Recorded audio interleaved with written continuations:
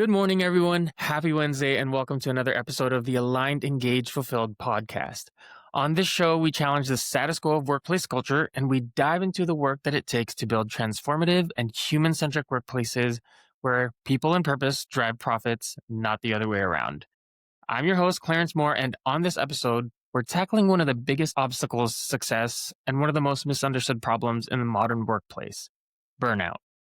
Our guest this morning is Brett Klicka, a world-renowned speaker, best-selling author, and award-winning health and performance coach. For over 2 decades, Brett has been helping athletes, executives, and organizations unlock greater energy, focus, and vitality. Starting his career as a performance coach for Olympic and professional athletes, he went on to work with leaders and teams from Fortune 500 companies from around the world, helping drive productivity, engagement, and overall performance.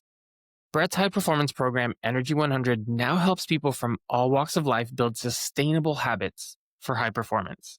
His insights have been featured in publications such as Forbes, The Wall Street Journal, and Business Insider, and his recently released fourth book entitled Energy 100, Your Journey from Exhausted to Energized just became an Amazon bestseller.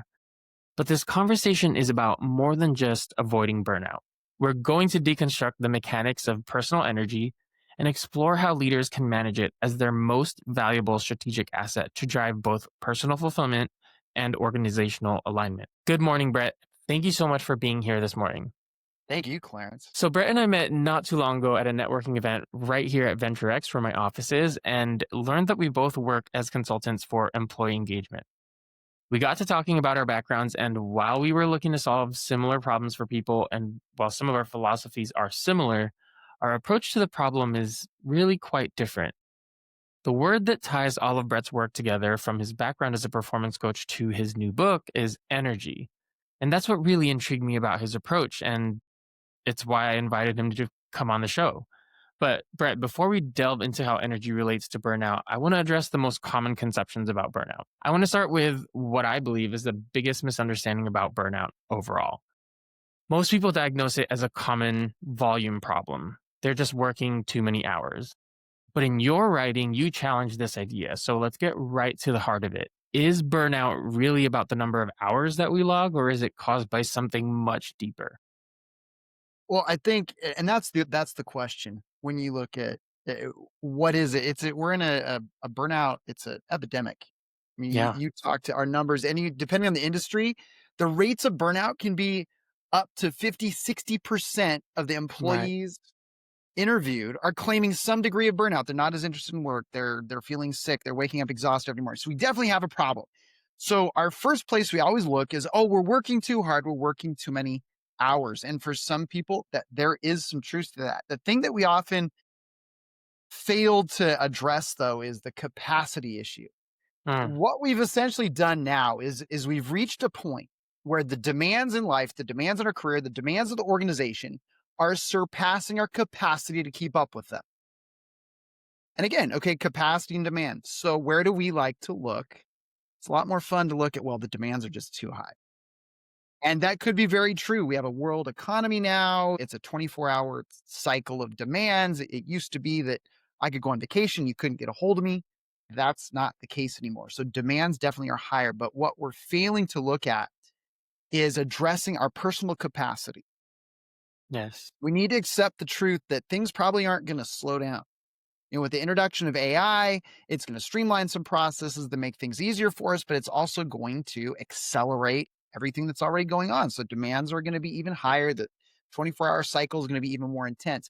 So when we can address our capacity, well, what does capacity mean? Well, it means the capacity of our brain, our body, and our belief system. Hmm. Our brain, the capacity of our brain. Can we take in information? Can we manage a distraction? Can we form stories in our mind, the narratives that inform our behavior? Are we aware of our personal narratives, and can we do something about that to allow for our capacity to grow? Carol Dweck calls the fixed or the growth mindset. Mm-hmm. And then we look at our body. Well, have you ever been super hungry, or you've sat on a plane all day long and haven't moved, or you haven't slept in 3 days, and you said, wow, I'm ready to take on the day?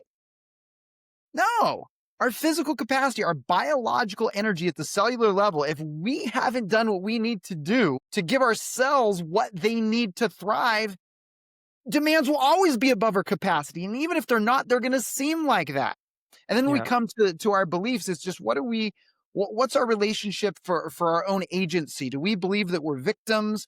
Do we believe that there's nothing that we can do? Have we just thrown up our hands and said, well, you know what? I'm going to join the I hate Mondays, hump day, Wednesday thing on just another culture.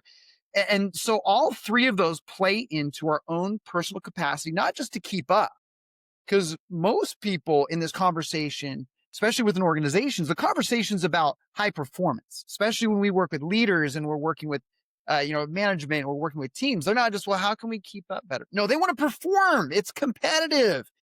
And so when we're having this conversation about performance, yes, we can look at office culture. We can look at, is this a sustainable demand cycle? Those are important things to look at, but those are long shifts. If we're going to make change in that, we have to talk about the shareholders. We got to talk about the market. We got to talk about the economy. We got to talk about the global. There's so many things we have to talk about, but our own personal capacity, we can start to shift that in the right direction. Literally right now, during this conversation, we can shift our personal capacity. Well, I love that you bring that word up, capacity, because in my work and my experience talking to people, there's two things that I always say people have to have in order to perform well, or there's two things that have to exist, and that's ability and capacity. Uh, And the ability is what we often think about when it comes to thinking about the job itself. It's the resources, it's the skills, but we don't often think about capacity. And capacity is something that goes deeper and really is kind of what your work is about, which is all the other factors, all the other things that influence our mindset, our emotional state, that influence ability. yeah. And that's a connection that people don't often make. It's a connection that people don't often see. And I appreciate that because it's really a crucial distinction, because I think that when people experience burnout, their first instinct is most often to point the finger at one single culprit, which is their job. Good And we're job. conditioned to see it as a professional problem, but you and I have come to understand that this is a misdiagnosis. Uh, How often do you find that a leader comes to you to solve a work burnout issue, but then discover that the real energy leak is coming from a completely different area of their life? I mean, I'm 100%, 100%. 100%. I've never worked with a leader, and I've worked with leaders. I've done this for 20 years all over the world. So in different cultures. So it's not Mm, just that I've worked in the US culture. I've worked in different cultures from around the world because there's different cultural norms within organizations. There's industry norms in different countries. And every single time that they come to me, and here's to kind of go along with that question, what I've noticed too is the higher they're up in the organization, the less likely they are to blame, that mm, they seem to have that personal agency, which is probably what allowed them to grow or within the organization. But all the aspects of the life, because we don't just work. When I work with someone, we don't just work on that work side. We look at the mm, personal side. So someone who's accepted the fact that work is challenging, they've had to upskill to they've had to increase their ability. They've taken ownership of that. They've done all the things on that side, but they find their burnouts coming from the fact that they haven't done anything proactively in their private life. And a lot of those people tend to go to that blame game within their private life. My mm, family just doesn't understand how hard I have to work. They don't give me what I need. And they start to play that blame game. But then when they realize the amount of impact that they have individually on those relationships in their private life, the amount of impact their body, brain, and beliefs has on their relationship to their community, their loved ones, their friends, their neighbors. And on the other side of things, the amount of the impact of their brain, body, beliefs on how things go within creating a corporate culture or mhm. thriving within a corporate culture. So the answer to that really is honestly 100%. And I know that some people will hear that and they'll say, well, you don't know my manager. You don't understand our company. It's so toxic.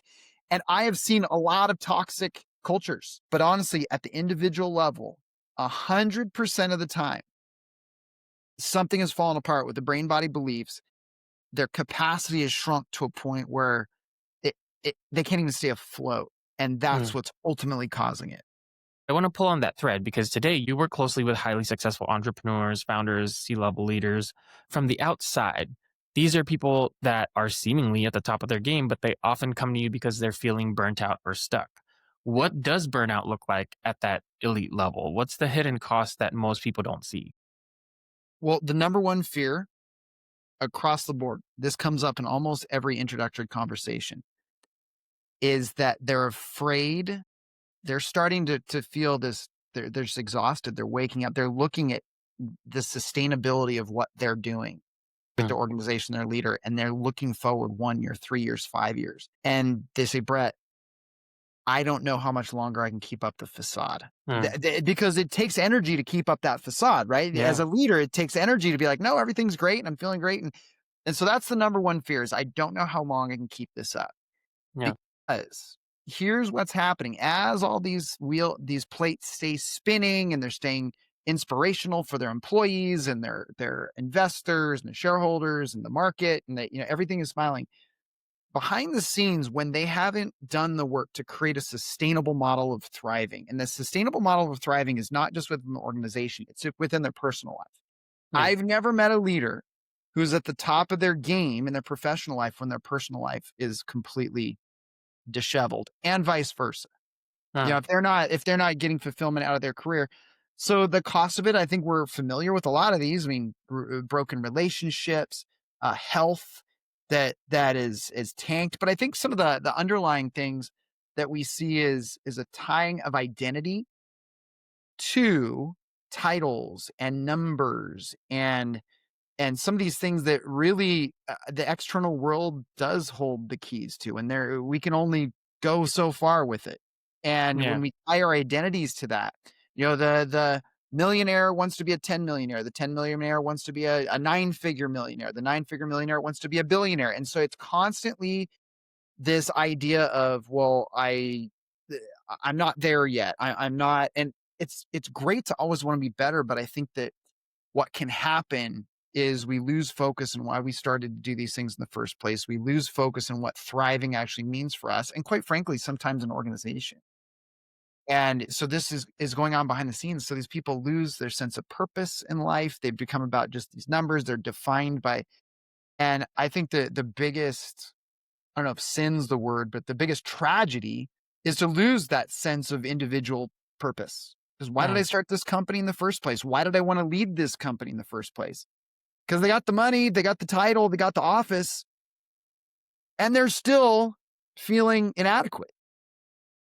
To me, is one of the scariest things because then you're grasping at straws. They've sacrificed everything to get there. And now it's like, oh shoot, was this somebody else's version of success? I just spent all that time, money, and energy because for some reason I'm not getting the feeling I thought I would. Yeah. And you're chasing someone else's version of success is one of the things that, there's the surface things that we see as the trade-offs that people that have burnout and these leaders, the things we see, but then it's the things that kind of trickle down over time that we don't necessarily see, this loss of Hmm. purpose, this realizing they've been chasing someone else's version of success. And those are the things that damper health and family and community. So those are the things that get really concerning. You touched on so many valuable, critical things in that I want to dive into. But for now, the one that I want to get your take on is this concept of identity and how that relates to burnout, because it is something that I talk about a lot in my work, which is that, when we have misalignment in who we are, what we're doing, the organization, then we start to have a problem in our sense of identity. So common sentiment that the younger generations are kind of perpetuating right now is this concept of your job is not your identity. Like it's not that serious. And what I tell people is, well, that's misleading. It actually can feed the misalignment a little bit more because to me, what I've come to understand is your job is absolutely part of your identity. Where the problem starts to come up is when you associate the task itself and you define success in the context of that job. But the kind of simple notion that your job is not your identity to me is misleading and feeds misalignment. Give me your take on the concept of your job is not your identity. I love this topic. I love this topic. I love it because it is. what you and I have seen, because we've actually done the work and we've worked with the people, is the opposite of what the social media meme culture is saying. I think it comes down to semantics a little bit, because if Yes. you're defining, like if your identity is tied to a title, if your identity is tied to an office, if your identity is tied to a certain income, then that is problematic, because those are all Absolutely. material things that can shift and change, and you're literally depending your value on some external thing. I think it's a mistake, though, to consider your job as just some frivolous thing. It's just some frivolous thing that you go and do, and you have to do it, and it's life against work, and we have to somehow find this work-life balance. That Mm, is a failed notion. You and I have seen that, and I'm telling every single person that ever listens to this, that is a failed notion. You will fail. And when I say fail, I'm not talking about you're going to lose your job. I'm not talking about you're not going to make a lot of money. I'm talking about you're never going to be happy. mm. Yes. You will never be happy if you don't find an extension, because you're going to spend a lot of time at your work. If your work is not somehow an extension of your values, if your work is not some extension of service that you have to the world around you, and you don't see that, you are going to be miserable.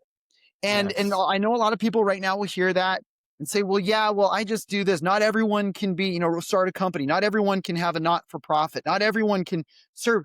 I was working with a manufacturing plant, Mhm. and this was their shift work. So this was the people on the manufacturing line.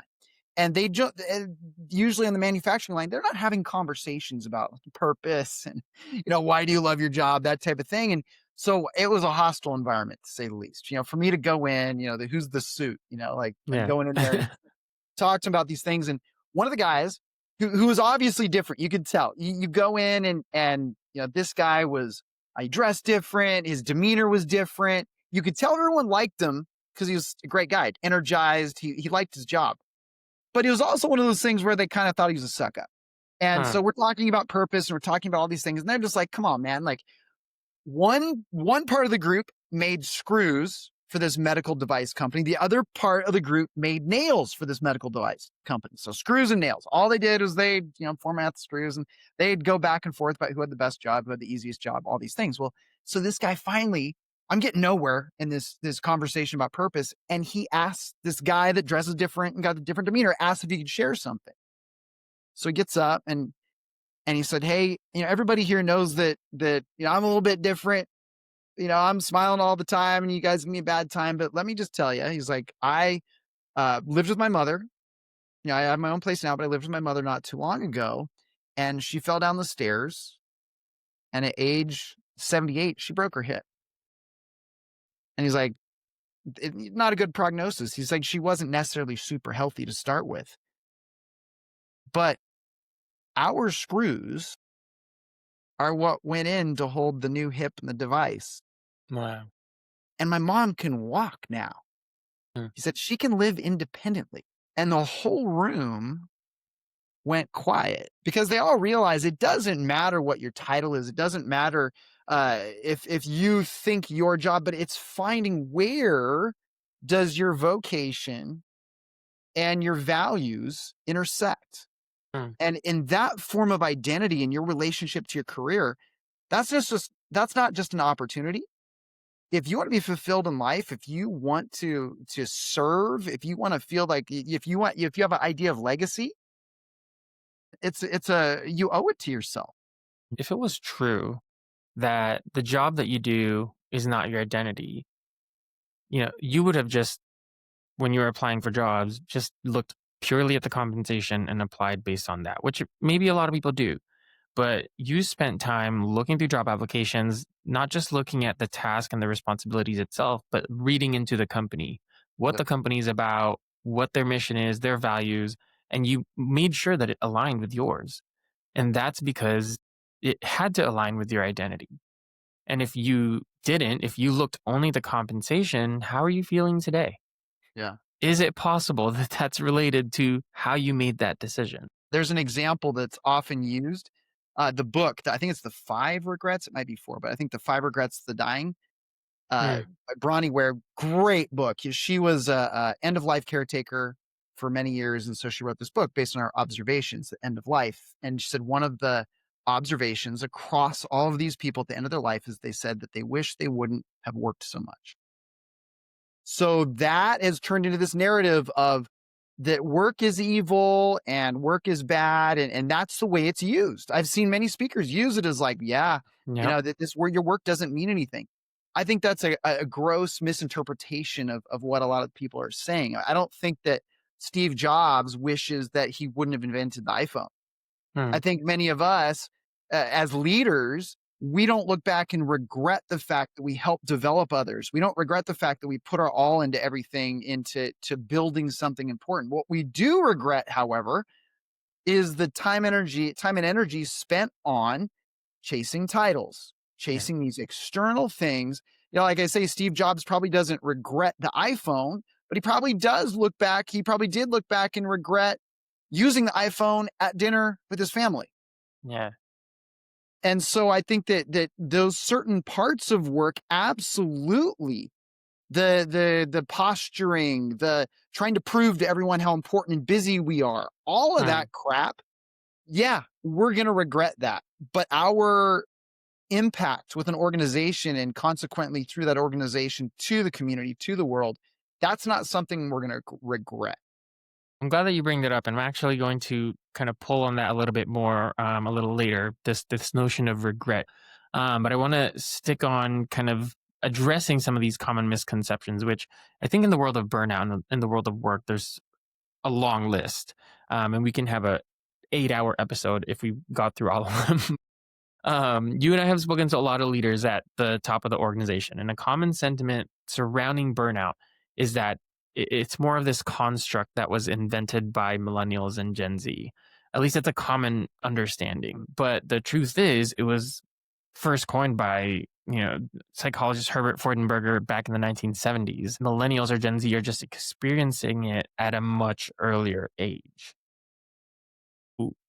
When it comes to burnout, for you, the holistic view of energy is the central theme of all of your work. Your new book, which is available now, it's called Energy 100. But I imagine that when you started your career in fitness, that word had a very physical meaning. But Mhm. today, you apply it to corporate burnout and engagement. Can you walk us through your professional journey and kind of the evolution of that word for you? Yeah. So I started my career as a coach at the U.S. Olympic Training Center. Right after college, I got a job in coaching Olympic athletes. So to me, the whole world was about your physical performance. That's what I lived at the Olympic Training Center 24/7, physical performance. That's all we talked about. Hey, if you need to get your head straight, go talk to the sports psychologist. If you need to, anything else like that, I'll help you get faster, stronger, all that. And that was my mentality. But even working with the level of athletes, obviously, you couldn't help but acknowledge the role of their brain and beliefs, just how their brain worked emotionally, how it worked cognitively. And I started to notice this. So then I went on from the Olympic Training Center. I was in the private sector, essentially personal training, still working with professional athletes, getting the opportunity to start working with some leaders, moms and dads. And what I found over the years, I had a lot of success in the fitness industry, but what I found over the years was that it was I was put in such a box, and I was realizing more and more the importance of the way someone thinks about something, the way someone manages emotions, the way someone is able to develop awareness about their tendencies and their ability to tie their values and beliefs to action. And so I'm seeing that, and I'm starting to feel a little cagey. Like I can't speak to this. People I'd speak at all the conferences, and they just want to know, what are the new hot ab exercises, which that's part of the industry. But man, I was like, if I have to give another one of these ab presentations, I'm going to jump off a bridge. It's like, it's just not, this isn't it. And so then I just by fate, I think that people say luck is when, preparation meets opportunity, but I have to acknowledge there is a role of luck. I met some people, and I met Dr. Jim Lair with the Human Performance Institute. He had written the book, The Power of Full Engagement, with Tony Schwartz. And I met him. He saw me speak, and he said, hey, you don't know who we are. You don't know who I am, but we just got purchased by Johnson and Johnson. And I have a consulting company that is global, and we'd like you to like you see what we do and see if you'd be interested. So it was like 6-month process. And here, this concept of performance, obviously there's the biological piece of it and we address that, but then it was like, distraction management, all these things with your beliefs and managing stories in your life and identifying your why and your purpose and what pulls you to act first. So all of these things. And I was like, oh, like this is it. Like It this is connected. the model. Like to me, I was like, oh my gosh, was so, my prayers had been answered. And so for many years, that was it, traveling the world and being like, well, yeah, there is a biological piece to this. And it's important. It's critical. It's your foundation. Your biology is your foundation of your ability to perform. But it goes beyond that. And to me, it's something I'm so passionate about, just the way we work. That humans, I love the history of humans. It just said we're such weird creatures and the way that things that motivate us. And I just have this insatiable thirst for knowledge and to be able Yeah. to learn and then help people apply it. That's really how it's morphed over the years. And now I still, biology is the foundation. Well, I think that that speaks so perfectly to how, burnout itself has kind of changed since really it was first coined back in the 70s, because initially it was rooted in this more physical kind of experience, Yeah. and it transformed into something that was a lot more involved in terms of the mental and emotional side of things, which I think is where, again, a lot of people misunderstand burnout and the causes of burnout. So I want to dive a lot more into that connection and how you work to that. Let's talk about the internal mindset that drives this energy drain. In one Uh-huh. of the articles that you wrote, The Thief of Joy, you talk about the paradox of comparison, Yeah. how a leader can be objectively successful yet still feel like a failure. How does this thief of comparison specifically drain someone's energy, and what's the first step to reclaiming that? I'd said it, before with especially high performers. Hmm. And I want to talk about this is very typical of people that aren't happy just with status quo in their life. And that could be at work, it could be as a parent, it could be as a community member, whatever it is, they want to push forward. And I think that all too often when we use comparison as our currency, which you want to hear something gross, and I put this in the article, but as humans, they've studied what makes us happy, what makes us fulfilled. And here's an Hmm. ugly thing about us humans. Temporary happiness, this temporary feeling of success is most significant when we do something someone else can't. So if I Hmm. get a new Mercedes in the driveway and my neighbor has a new Mercedes in the driveway, it doesn't feel like success. I need to have something my neighbor can't get. That's kind of Yeah. gross. And that's a Mm. tendency that we have. That's in there. That's sort of what they've found is our go-to. So I think that you asked what's the first step. I think the first step is stopping and identifying, well, what is success to you? And I don't mean in these hyperbolic, uh, tropish terms. We all do it. When I ask somebody, what is success to you? Well, to make sure my family, it's something that they heard someone else say. So like, come on, just let's get past this. Tell me how to get rich. Let's get Right. past all this crap. How Yep. can I get rich? And it's stopping and saying, well, hey, what is it that, what do I see? What am I truly working towards? Why do I want to be the CEO? Why do I want to be that? What does that allow me to do that's really important to me? Mm. I tell this story all the time. Cars. I told you about the Range Rover story. I love Yes. cars, and so man, I couldn't wait till I had the money and success to. I wanted a Range Rover, so finally things went pretty well. I got some things, man. I got my Range Rover, Mm. and I was so proud of that car, and it was so comfortable, and I got the super fast one. It's just I won, and then I realized, okay, what do I like to do? Well, man, I'm outdoor with my free time. I want to be outdoors. I want to ski. I want to mountain bike, play sports, take my daughter to sports. We're a camping family. We like to do all these things. The Range Rover sucked for all that.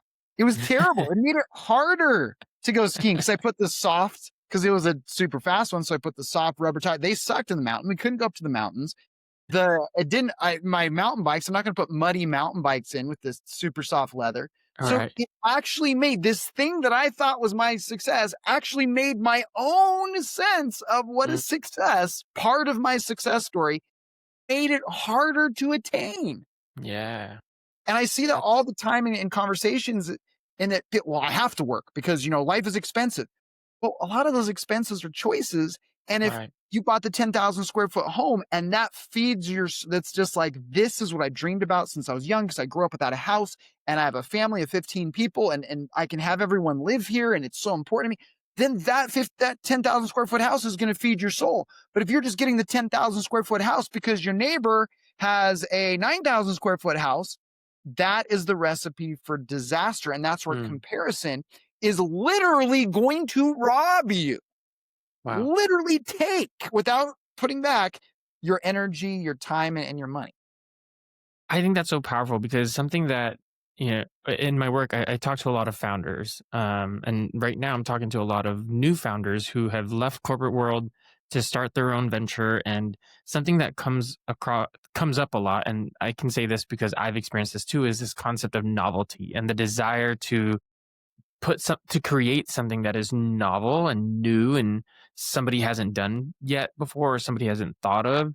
Even for me, while I was, in the process of kind of building out my consulting firm and thinking about my approach, I was trying so hard to create something that was novel because I wanted it to present me as this, genius Mhm. that, is coming up with something that nobody else has. And it is that comparison syndrome because we're defining success based on that novelty that, you have this thing that somebody else hasn't possessed, somebody else didn't even think about. And I've come to learn how draining that is. And I've had to learn really quick for myself to change my mindset and understand that there are 8 billion people in the world. And to think that there is no other person out of that 8 billion that has had the same thoughts, that has Yeah. had the same ideas as me, isn't getting me anywhere. Yeah. But I want to ask you because for the younger generations, I think comparison is something that is so prominent Social media. in their day to day. Like, and so I want to ask what your thoughts are on how social media fuels this energy drain. So to give some context, there are different studies that have reported that about 60% of Gen Z alone spends about 4 to 7 hours per day on social media. So that means that in a single week, in a single 7 day week, they're spending between 28 hours and 49 hours just Yeah. consuming content. And this is content that's telling them, hey, I made $1 million. You can do it too. Hey, I'm 22 years old and I just bought my first house. Yeah. Like, so that comparison, that thief of joy is Yeah. so prominent. So how, what are your thoughts from your experience? How has social media fueled this energy drain? Well, social media is rocket fuel for that. It's because the thing is, social media has created its own currency as well. So Yep. you're rewarded. So if I drive around in a Lambo, and it's not only am I going to make the people that are watching that 7 hours a day jealous and make it feel like, the negative end of comparison, I will be rewarded heavily for the number of people that are watching, and it's going to be shared with even more people. Uh-huh. So the way that even the algorithm, the way everything is set up, it's a disaster. Now, what can we do about it? That comes into, I never think about, well, they need to do something. These social media companies need to do something. And even though, yeah, they need to be active, but again, that's a long play. What can I do in my own household? Yeah. And how can I have these conversations about values? And how can I how can I resemble, how can I be an example for my daughter to show that, well, this is what we do. This is the values behind work. These are my values behind play. These are my values behind family. I'm not going to tell you, I'm going to show you. Uh-huh.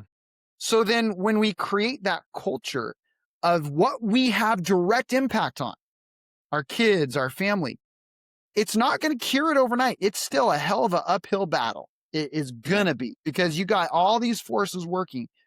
But I'll tell you, when a warrior prepares for war, let's say you got the Roman army, or even our own military, they're not going around saying, well, I hope the other military is not very good. I hope our other, they're good. They're so good. I just hope that we don't lose. No, they're saying, hey, we're going to make ourselves dominate. What can we do to make ourselves so powerful that these external forces aren't going to obscure our goal? And so it's controlling what we can control, but it is an uphill battle. Just because I set an example for my daughter doesn't mean, plus I'm fallible. I'm not always going to set the right example, but she's still going to have those feelings. But when I'm not emulating that behavior, when I'm not the one going on as parents, you talk about these Gen Zs on their phone all the time. I go to kids' sports games. I don't think I've seen the top of a parent's head.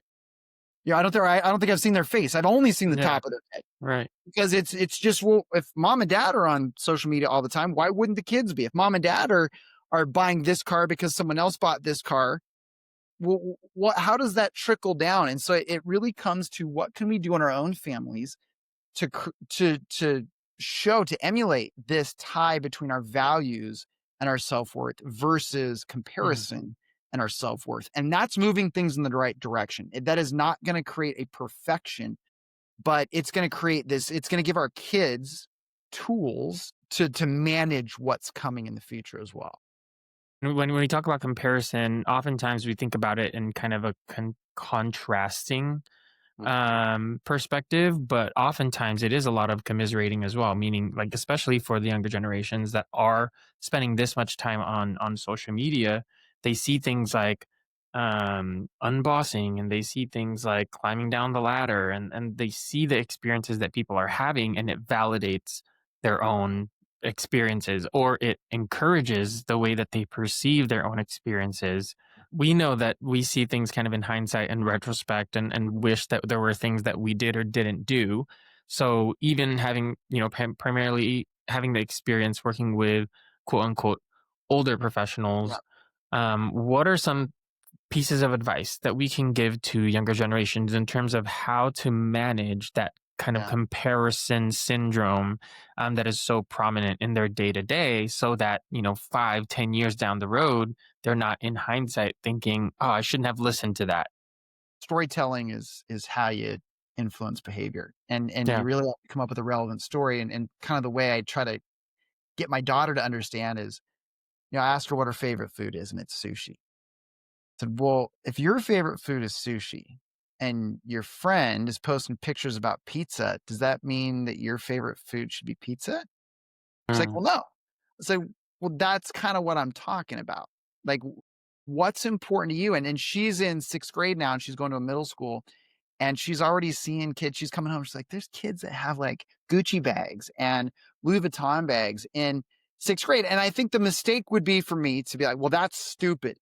Let people, shoot, who knows? Maybe someone's related to Louis Vuitton, and it's, their grandma, special family heirloom that makes them feel, that's none of my business, whether it's right or wrong. Right. But just getting her to understand, like, well, does that help what you like? What do you like to do? What makes you happy?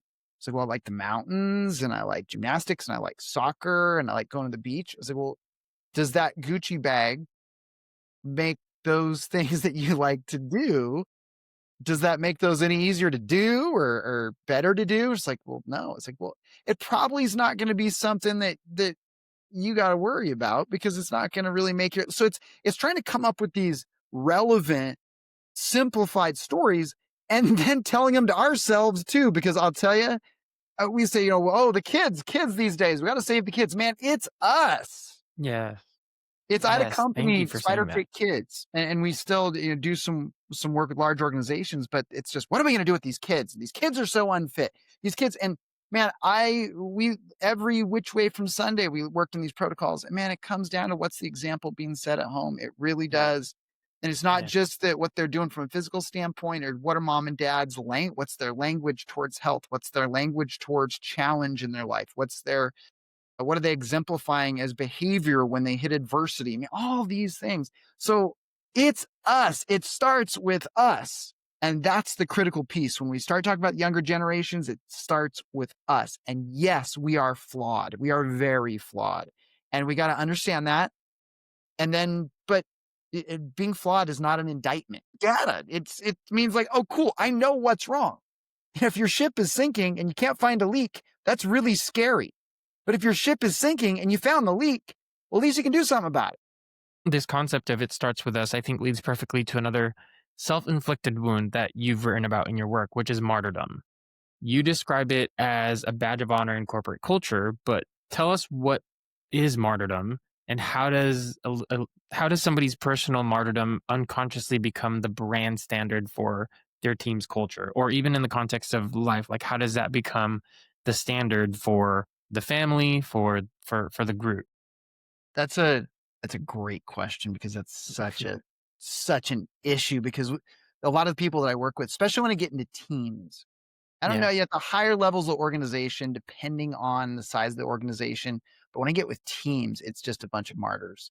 And what I mean by martyrs is, people that they're on a quest and I will give everything away. I will tear myself down to build others up because that's just who I am. I don't exercise. I don't do anything for me because I owe it to the world. And everyone just comes and puts their arms around them. And they're the only ones in the world. And they start to believe this narrative. So they walk around with this victim's narrative. Well, one thing to remember about martyrs by definition, the prognosis ain't so good. yeah, Martyrs are right. that because they die. They go so far in to this, they give so much that eventually there's no more to give, so they die. So I challenge everyone that's embraced this martyrdom. If you're martyring yourself, it's for your family, it's for your kids, it's for your team, it's for your organization. Well, I don't do anything else in my life because I'm going to give it all to this. I'm telling you right now, I'm telling you that if you're emptying your tank, that means that you're showing up at, I don't know, 20%, 30%. Is that what you owe your kids, your family, your friends, your community, your job is 20 to 30% of you? Is that what you're on this lifelong Mm, quest for? To show up at a below F level of performance? That's wow. weird. And again, it sounds like I've just had this conversation so many times and I'm very resolute in what I've Yeah, found. And yeah, I've done the same thing. It's we're encouraged because we're patted on the back. The second someone in a group is like, well, I just martyr myself. I know, me too. I'm just so selfless. I think we need to flip that conversation. And a lot of the time, we're just doing it because we know it shows well. But yeah, if I'm showing up as a 20% dad or a 20% team member or a 20% manager, what am I even serving? I'm serving the F level. That's not service. That's not martyrdom. We look at famous historical martyrs, and if they just like show up to battle, they're so tired they can't even battle. Or they're like, yeah, I'm not going to give this speech. They get up and they're trying to rile everybody up. And Braveheart, he's like, just go, just go. I'm here, guys, just go. I mean, no, it's gets up. You take our lives, like, they'll never take our freedom. And they're going, and he shows up ready to go. That's how you inspire people. If mm, you've embraced this martyr narrative, it's time to end that and think about, well, what do I need to do? And the good news is the stuff you need to do doesn't need to take a lot of time. mm. It just needs Well, to be intentional. so another thing that is kind of perpetuated in younger generations is this concept of, I think I read this even just the other day. There was a post that said, if all you have in a given day is 20% and you give 20%, you gave 100%.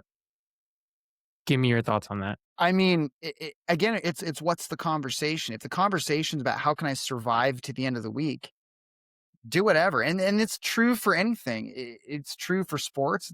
If all you got, if your 100% is 20%, then you gave 20% or you gave 100%. But what is that other person receiving? They're Uh, receiving 20%. If I have an Olympic athlete who's going to go out and run, they're like, I just don't got it today. I'm sick. Their 50% is 100%. High fives. Good job. You went out and did it. And you got last place because you overtrained and your 100% was 50%.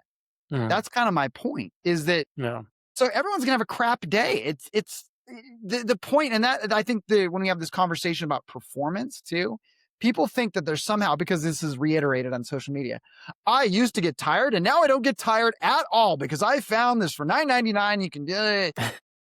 No, you can do all of it and you're still going to have crappy days. You're going to have whole weeks that just seem like, what's wrong with me? That's part of life. But what happens is when every day turns into, yeah, it was 20%, but it was my 100%. Well, pretty soon that 20% is not actually 20% because if we're going to use percentages, we're putting it against a standard, right? right. Oh, okay. Yeah. Today, as a dad, I didn't do my best. Okay. What does that best mean? What is that standard? Because over time, if I just accept that, yeah, I am 100% is 20%. Well, if I'm using that standard, that 20% is no longer going to be 20% of that standard. Either the standard's going to decrease or that percentage is going to decrease. Hmm. One or both is going to decrease. So over time, it's like people that the idea of maintenance. There's no such thing as maintenance, folks. Maintenance is only decline over time. Yeah. Wow. Well, I think when we talk about burnout, what we don't talk about a lot is, the systemic issue behind it. Or Uh-huh. at least, a lot of people do talk about it, but we don't necessarily talk about, I've studied leadership for about 20 years, and the concept of otherhood has always been a common thread. So, do you think that martyrdom is a result of how leadership has been traditionally taught as being in service of or for others and putting people first? I think that the way that it's been defined, it's embraced. Martyrdom's embraced because just the true martyrs, the ones that did die for our country or for religion or for something like that, they're held in high esteem. And so we Yeah. look at that and say, well, what did they do? They gave all of themselves. They became their legacy is their essentially lives on. They're revered. So trickling on down, I'm going to return every email I've ever received until 2 a.m. every day and sleep 3 hours and not exercise. And I'm going to do that because that is somehow in service. And so we embrace this general notion of martyrdom. And for years we applied it, but we've reached a breaking point because for years the modern work environment, let's say since let's say since they've had Wi-Fi and or they've had internet and cell phones. Huh. Yeah, that's a big change in the modern work environment. That's been a 20, 30-year experiment that we're now getting data. Yeah. True. Yeah. So it's we're getting data on, okay, well, and so we went along with what we did, but now it's so much more intense because the work cycle and all those things are so much longer that now we realize like, oh, okay, well, the same notion of giving it all means literally I'm giving it all. And so we're Right. seeing the health numbers, we're seeing the mental health numbers, we're seeing all these different things. And so that 20, 30-year experiment, we realize, oh, okay, well, our data is not super good. So we need to change the model a little bit. So, I mean, I feel like a leader's energy, feels more like a personal issue, but I see it as a strategic one. How is a leader's personal energy management not just a wellness practice, but a Uh-huh. core component of their leadership strategy and their ability to think clearly? I think clarity is a topic that you talk about in your book. Well, like you said, the wellness aspect, largely people attach that to the biological energy piece. Are you Mm, sleeping? Are you eating all that? But when it comes to, let's use emotional. Let's talk about the brain. Let's talk about emotional awareness, intelligence, and regulation. So at the physiological level, if my emotions run rampant, if I'm in a high energy emotion, good or bad, celebrating or lamenting, either way, the area of my brain that is the most active when I'm in those high, I'm mad or whatever it is, that's not the best area of our brain for considering long-term consequences. It's not the best area of our brain for taking in the most information. It's not the best. We get when we're angry or sorry in freak out mode or anxious or even believing that we're the best thing in the world. We get this tunnel vision. yeah. And sometimes we need that tunnel vision if there's a specific problem that we're trying to, but the problem is that when we get too into that tunnel vision, we lose track of the landscape that can actually help us solve the problem.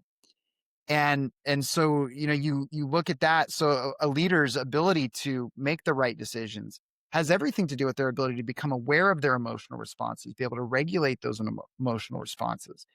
Their cognitive awareness, they being aware of, okay, am I really looking at this accurately? Am I looking or am I looking at this in freak out mode? Or what are my normal tendencies in this? What are my tendencies when times get rough? What's going on? This narrator up here when I'm challenged, what is that narrator telling me?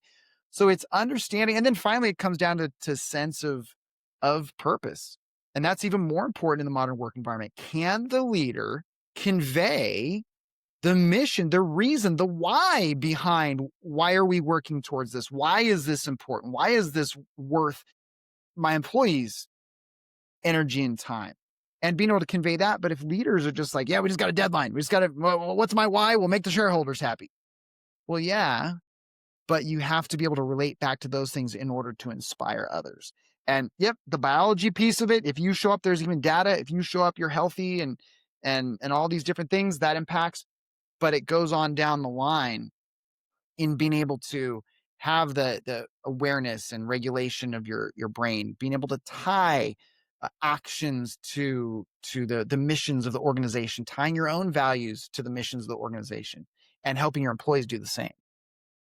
I love that because I think that, again, we talked about this a few times already since the beginning of the conversation, but most leaders are really obsessed with managing their physical energy.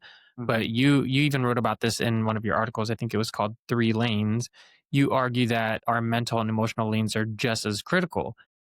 And I want to quote something that you said in that. You said, emotional energy is like money. When you spend it on what's truly important, there's a great return, It's an making it an investment. Yeah. When you waste it on insignificant things, the perpetual costs eventually lead to bankruptcy. Yeah. Becoming aware of your emotional spending habits is one of the most significant steps you can take to transform your energy from rags to riches. And I think that that is so powerful. And if there's really one takeaway for people to, leave this episode with, I think that's one of the better ones. Take me into, how you coach a leader to perform an audit of their emotional energy. Like, what are the unrecognized leaks in that lane that most often lead people directly to burnout? So the assessment, so in the Energy 100 program, it's 10 days. When I'm working individually, assessment takes 10 days. We gather data on every aspect of their performance and the emotional, and we do interviews, find out their coworkers, their superiors, their direct reports, even their family. But the tool that we use is on a 24-hour cycle. It's actually a 72-hour cycle. During their waking hours, and it's the most invasive thing that we do, but every 30 minutes, a timer goes off and there's a drop down and they're identifying their emotional state at that time. So after 72 hours, we get this graph of what's your typical emotional state over 3 days. And a lot of them literally in the initial, well, I'm pretty laid back, when things are tough. And then you find out that like they spend most of their time in this reaction mode. And when you overlay, like let's say Covey's quadrants of what allows you to be successful, you have everything is important and urgent. Well, you got to take care of the things that are important and urgent. But if your whole life is just spent in what's important and urgent, you won't grow. You have to get to the stuff that's important but not urgent. So when you're in this constant high emotional state, you're only capable of putting out fires. And so we see, and when they realize that, when they look at the data and when they have these conversations, they realize they're spending all of their time just dealing with like the problems in front of them. Um, And a lot of that is it could be the industry. There's a big shift in the industry, but what we find a lot is it's just that they've succumbed to that. yeah. A lot of leaders have just succumbed to like my job's a fireman or a firewoman, and I just put out fires. Well, that is true in some regard, but that says something about your leadership style. That Yeah. says something about what you've created as an expectation culture. So then I'm trying to once leaders realize this, I try to get them to step back. We look at more effective prioritization. We look at what could we do from a planning standpoint? And there's tools within all of those to how can we more effectively prioritize? Because once they get that down, the number of things that are hovering around in that urgent and important category decrease significantly. So Uh, then it changes how they emotionally react and the parts of their brain that are making decisions. And it's really powerful. But that's the assessment. Those are the tools, and that's how we start to create the shift. It starts with awareness, and then we go from there. a very important foundation to even, understanding that there are three lanes to look at, and that, emotional and mental capacity are two important lanes, and then going through the process of really assessing yourself and understanding and having that awareness. A necessary foundation to all that is vulnerability. And obviously, like, congratulations on the launch of Energy 100 today, but even in the synopsis of your book, you specifically say that the book was born from the ashes of profound personal loss. So that's a vulnerability that you shared with me was kind of critical to you and where you are now today, like how that came to be. Why was that vulnerability the necessary starting point, not just for the book, not just for a book on performance, but really in how you approach your program and your solution to engagement and how energy relates to that? And what does that really teach us about how we recover from burnout? Yeah. I Vulnerability is such an important concept. And I think that for so many years, I mean, vulnerable, if you're if you're at war and you're like, hey, our Western front is vulnerable, that's a really bad thing. That's weakness. Right. And so we've tied this notion of somehow vulnerability is this weakness. And eh, there is a definition where it is, but I think when it comes to if you want to influence others in a positive way, vulnerability isn't showing weakness. Vulnerability is showing relatability. And humans, it's the way we're programmed. We literally have mirror neurons in our mind, in our brain, that we are more willing to follow those things, those people, those things, those concepts that we see as most familiar to us. And so if I'm a leader and I am willing to, I'm not going to come in and whine every day, but whining isn't necessarily vulnerability, but you're sharing some, hey, I'm a person too, I'm a human too. And we're all in this together as humans. We're not in this as titles. We're not in this as stratifications within an organization. We're in this as humans together. And as a human, I have fear. As a human, I hope we're successful because this is what. So I think that it's such a, like I said, one of the biggest fears that people have is the facade's going to crack Right. because they're not willing to show vulnerability. How much energy does it take to keep up a freaking facade? Yeah. And you're just, oh, everything's perfect. And I've had to learn over the years that, the vulnerability of letting people know that it's not just perfection and everything's great. If you work hard, everything comes to you. And there's truth behind all of that. But man, I fail a lot. I feel super insecure a lot of the times. I was blessed with being able to talk, to audiences, and I don't say a lot of ums, and that's just something that God gave me that ability. But man, if I'm getting up in front of a bunch of people I don't know, or if it's a new topic, or I'm as nervous as anyone else, and I'm nervous for the same reasons. That they're going to think I'm stupid. I'm going to say something dumb. There's going to be someone in here way smarter than me that's going to call me out in front of everybody. I'm going to look, this will be the last talk I ever do. I have all those things, but it's once you are willing to say, yeah, I got those, but I'm going to act in spite of that because what Right. I'm doing is so important that I'm going to Yeah. act in spite of that is when you come to a resolution. That's such an important nuance and an important perspective to share because like I said, I listen to like social media a lot. I have my ear to the ground. And on one side, there are a lot of leaders and really like I've heard several younger leaders say there's no room for vulnerability in leadership in a corporate setting because your employees want somebody that they can see authority in and respect and take seriously, and vulnerability kind of diminishes that. And a lot of people, they comment, they agree, they're like, yes, like don't want a leader who talks to me about their emotions. But on the flip side, we also hear that younger generations, especially Gen Z, value transparency. So there's this kind of dichotomy between what people want that I think even in their own selves, they don't really understand the full scope of what it is that they're wanting. Comes a definition. Yeah. We have this picture in our mind of what vulnerability is. I'm going to get up every day and crying for my employees. And, well, it's an art. It really is. Being a leader is an art because yes, you do need to inspire confidence and Hmm. conviction but relatability is important. So it's a fine line because the people that there are people out there, especially if you look at social media, that have defined vulnerability as, and I don't know of a better word, it's just a crybaby. Their Yeah. vulnerability is just every day going on and then this happened and I feel Hmm. so bad. Well, it's like, well, yeah, you're a big spider web of problems. Like, yeah, I Right. hope you figure those out. I'm not going to follow the direction you're going because it's kind of a web. But admitting that there are problems and that we all have them, it is a fine line though. And I Yeah. wouldn't want to follow a leader who just gets up every day and like, oh, I'm so scared. And no, but to admit that, like, yeah, but you get to be a leader by having some conviction. And if I get up in front Yes. of a group and you're in that group and I say, okay, guys, I'm so scared. This is going to be, oh, and I had such a bad morning. And the way that my dad would talk to me makes me feel not very confident for what we're doing. And everyone would kind of look at each other like, oh man, we're going to get our butts kicked. Like we're about to fail. Mhm. But if I got up and said, hey, I didn't sleep. Anybody here sleep last night? Yeah, I didn't sleep either. This is a big deal. I'm as nervous as everyone here, but here's what I know. I know that we have all come together and we've worked, on this for 6 months, and every single person here has put their blood, sweat, and tears into it. I know this.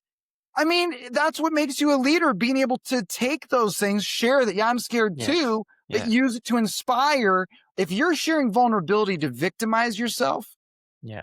then you're not helping anybody. Yeah. No, I love that. I think that is perfect because it really dismantles this, long history of thinking that as a leader you have to be this strong, like Yeah.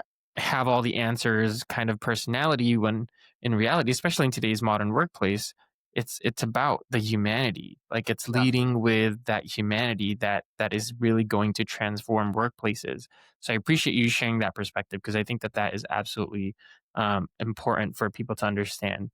I do want to challenge you on something in your work, because in your work you often focus on really three P's. You focus on unlocking potential, Yep. optimizing performance, and increasing productivity. Yep. At the same time, what I'm seeing a lot is this movement where employees feel that this constant focus on performance is a cause of burnout.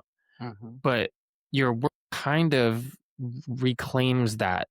It redefines, the concept of performance. So, how does your energy first approach redefine words like performance and productivity, which are words that, again, people see negatively Yeah. more increasingly today in the workplace? How does your work redefine those words in a way that serves the individual's well being rather than just the company's bottom line? Yeah. It's a great question. And I think that it comes down to the individual. Not everyone wants to be the CEO of a company. Not everyone wants to be a founder. I think there's a huge advantage in that definition of productivity and performance in defining, well, what is it for you? Yeah. And if I want to be the CEO of an organization, or if I want to keep moving up, I need to understand what the objective benchmarks for performance, the objective benchmarks for those things. Because here's where the energy drains come in. When we start using the word performance as the criteria, we're really hell bent. A lot of people, when they think of high performance, the most important thing is that other people see them high performing. Mm. Busy, busy, busy. I'm busy. I'm busy. Okay. Yeah. I got a phone in here and I got this. And I'm typing. I'm doing emails. I'm doing a meeting. And see how busy I am. And it's this frenetic state of just energy wasting. Talking about how busy you are is not moving you any closer to what these benchmark standards would be for productivity. Mm. Whether that standard is for yourself or for the organization. Because if productivity for the organization is, you ship 20 widgets in a day and you ship 10, well, the organization over time is going to not be real happy with you. But if you're like, you know what, 10 is I'm at the max of my capacity. That's all I can do. Maybe this organization isn't for me. Mm. You start with that individual approach of like, they want me to do 20, I can do 10. And I really am, giving it my all, and I understand why it's important, but I can do 10. That organization probably isn't for you. Yeah.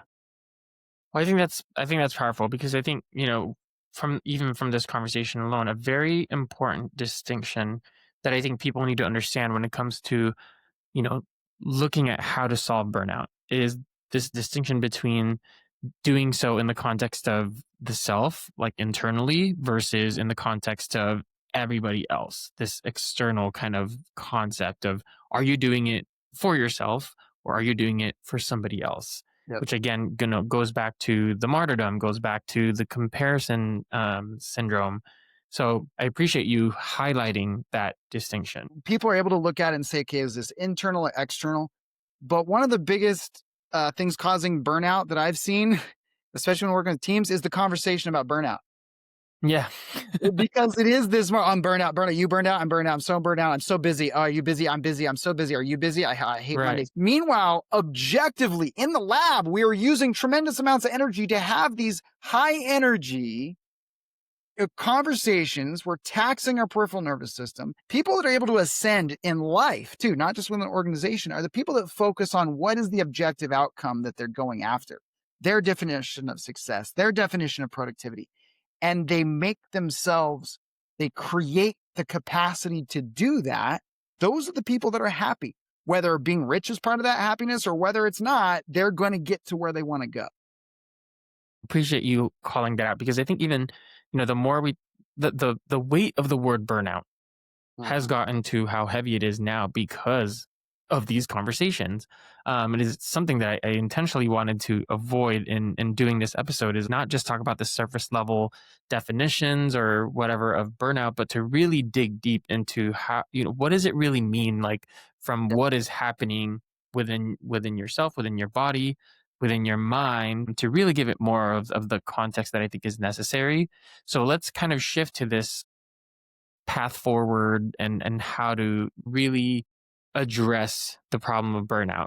And let's go back to that article that you brought up earlier on in the conversation on regret, because you touch on kind of this deep pain of misaligned priorities. And in my work, in the way that energy is the central tenet of your work, the central tenet for mine is alignment as the foundation for engagement and fulfillment. For leaders that you coach, and for the leaders that are listening right now, like, how does the process of reclaiming that energy force them to get radically clear on what's truly important, creating, new, more aligned definitions of success? Yeah. Well, I like the, alignment. If I could, and this is just me being Yes, totally honest, I would please. start with all my conversations with all my clients. I would start with alignment. The problem I've ran into, the challenge I've ran into is that when the awareness and the biological energy piece aren't together, they don't quite, that alignment, they don't have the right answers for it. They haven't quite, Uh-huh. and a lot of the time when we first start working together, the deep concepts of what does alignment really mean, Yeah. they know a very surface level. So, oh, well, my family's important to me, so I'm gonna align. It's just this quick, what's the trope I could use right now just to get past this uncomfortable, deep conversation. So it's, when I see that, when you're the relationship between energy and alignment, if I start the conversation, I usually start the conversation with biological energy, because most people are willing to admit that, yeah, I don't sleep that much. My eating habits are terrible. I don't exercise. They're willing to admit that. They're not willing to admit, I really have no idea what's important to me anymore. I'm just kind of chasing the sun down every day. Yeah. And so we start the conversation, but what happens is once they get into it, once we get a rapport, once they start to improve their biology, then we can bounce back to the other side. They understand more what's going on.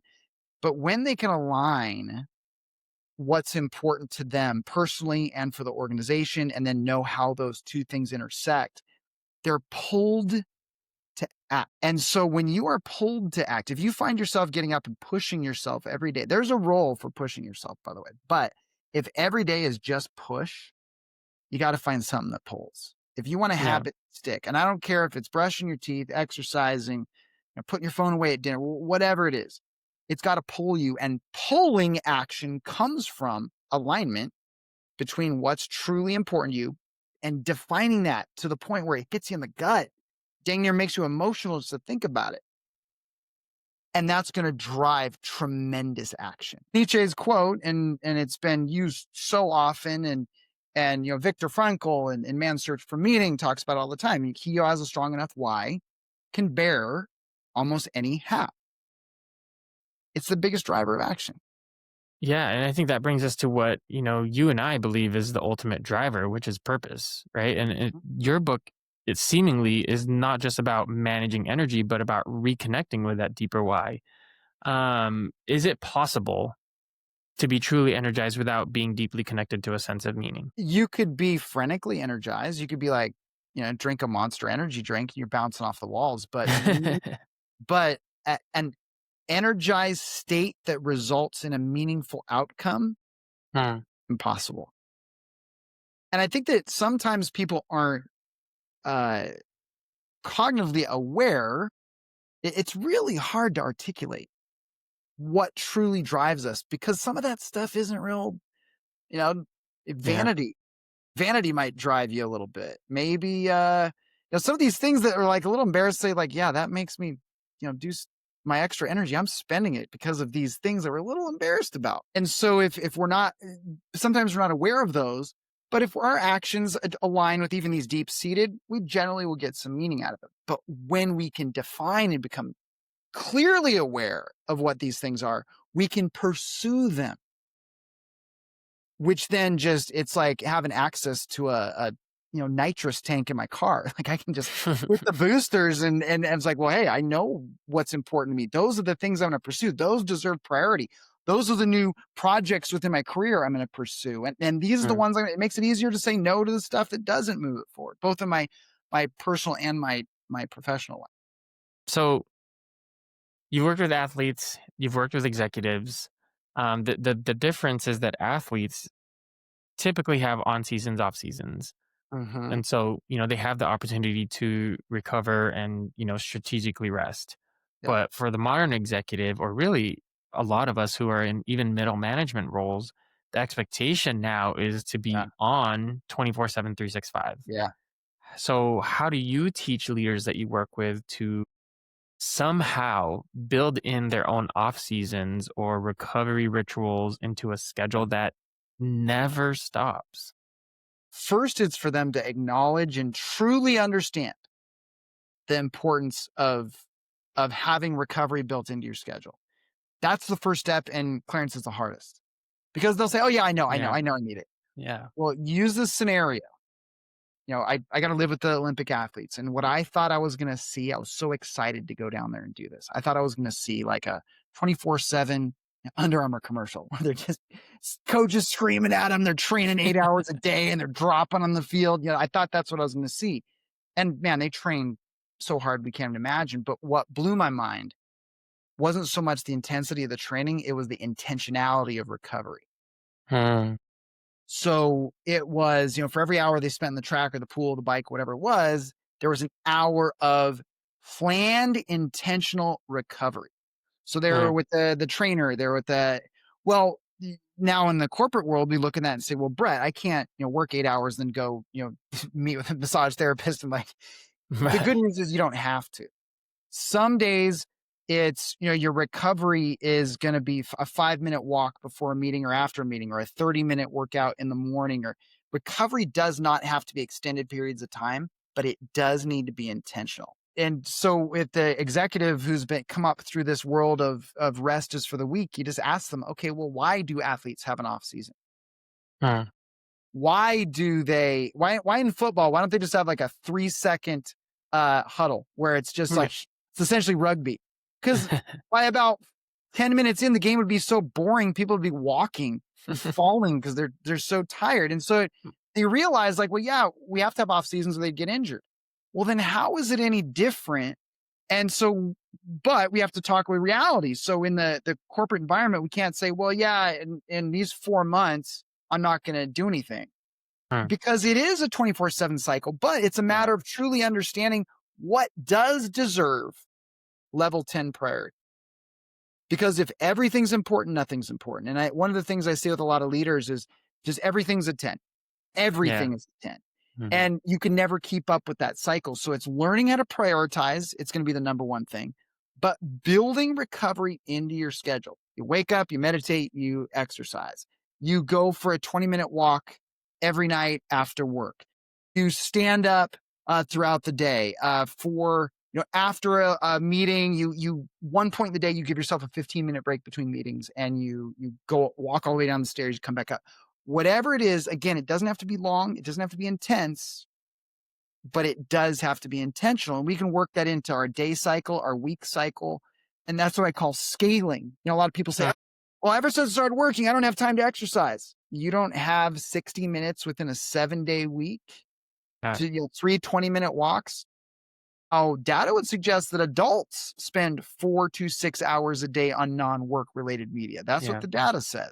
Yeah. So that tells me that there is 20 minutes there. It's not, we've convinced ourselves otherwise. So it's being intentional about those. I've got my vacations planned through next spring because I know Mm, I need those recoveries. I'm going to yeah. work my butt off, but I do know that my work is more quality. Whatever. It's like a sprinter versus a marathoner.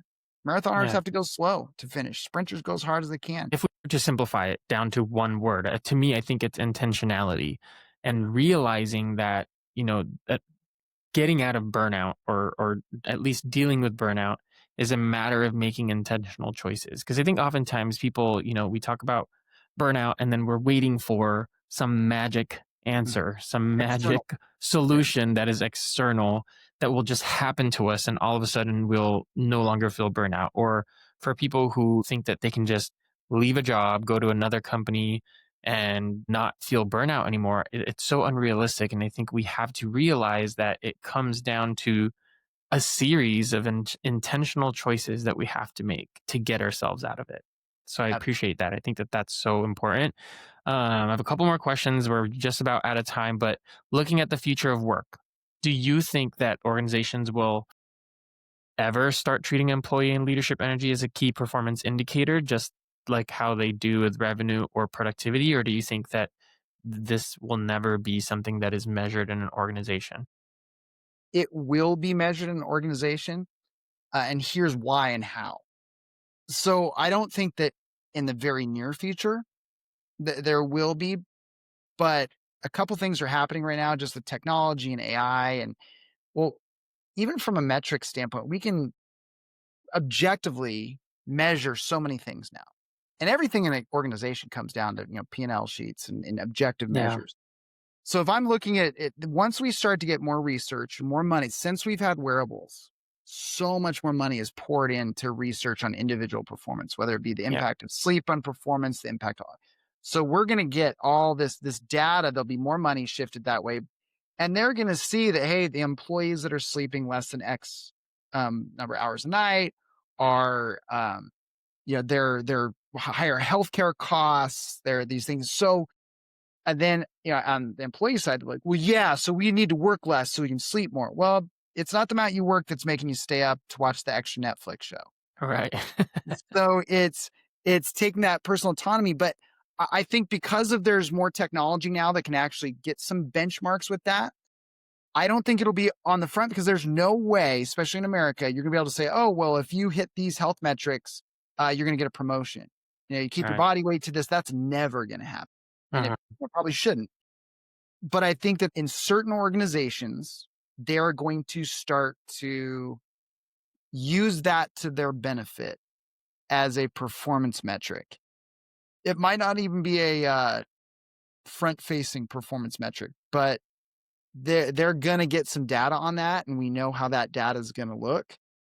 And there's going to be something, and I don't know how, but there'll be something in there that addresses that. Right now, you could not uh base compensation on your number of hours of sleep or your body weight or Yeah.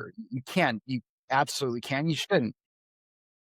But I think there will be some sort of crossover. There will be, because it won't be something that maybe changes everywhere, but I think certain organizations are in their own sneaky ways going to see that an energized workforce from a healthy standpoint, um, and they're going to recruit the right type of, that's probably what it'll come down to. It's just talent recruitment will Yeah. change.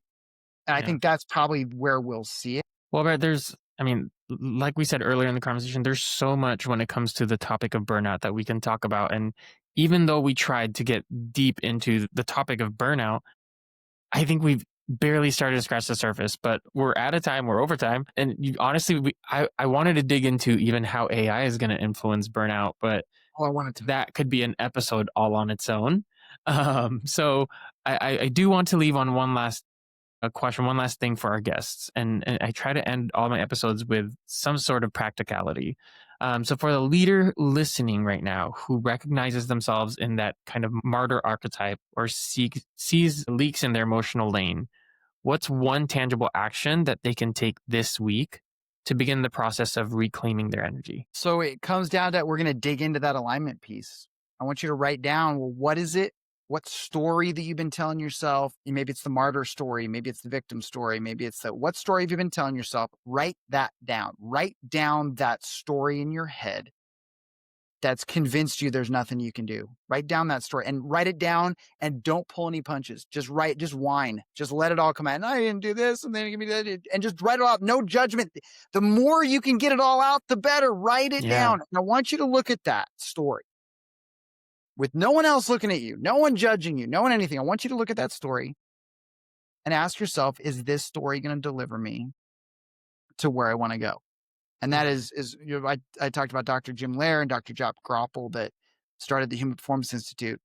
That's something that they would do with everyone they worked with, and that notion of story, just acknowledging our story and just saying, okay, this isn't necessarily true. I believed it to be true, but this isn't getting me where I want to go. Am I okay with that? Because if you're okay with whatever, if you're okay with this story continually standing in your way, I don't care what we talk about, what exercise we do, you will never move forward. Because at the end of the day, you're always like, well, we'll try, but there's nothing I can do. But to write that down and say, I'm not okay with this. This is not the man I am. This is not the woman I am.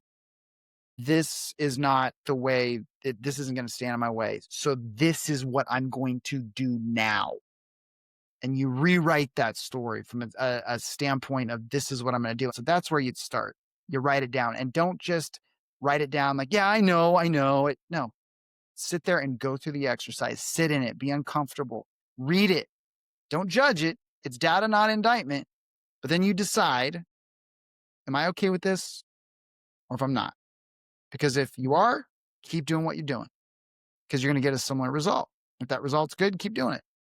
But if you don't like what it's giving you, it's time to change. Rewrite that story and create a why so powerful that you're pulled to act. Wow. Thanks, Brett. I appreciate that. I firmly believe that we move the world through conversation, and it starts with the conversations that we have with ourselves. So I appreciate that. And I think that that is such a perfect way to end this conversation. So thank you so much for being here. If somebody wants to get in contact with you, whether for coaching, for speaking engagements, what's the best way? You can go to my email at info@brettklicka.com. That's a way that goes in. My team will be able to get back to you. It's for speaking engagements and group facilitations. If you follow my website, www.brettklicka, Klika, just how it sounds, brettklicka.com. Follow me at @bklicka on Instagram, Brett Klicka on LinkedIn. And my book, Energy 100, Your Journey from Exhausted to Energized, is available on Amazon right now. So those are the main ways, and I look forward to connecting with you. I mean, don't feel like you're bothering me. By the way, if you send an email, you don't get something back in the first 12 hours. There's a lot of emails, and I'm not checking emails when I'm at dinner with my daughter. So that ain't going to happen. So I have my work hours. I work hard. I'm focused. And so I will get back to you, and it's usually in a day or two. And if I don't, it could have just got bumped in the case. So shoot me another email. He said it already, but go get Brett's new book, Energy 100, on Amazon. It's available now. Thank you so much, everybody, for listening here today. Brett, thank you so much for your time today, and thank you for joining us on the show. And maybe we'll bring you back for a future episode to talk about AI specifically and how that contributes to burnout. But thank you so much. It's been a pleasure to talk to you today. Thank you, Clarence.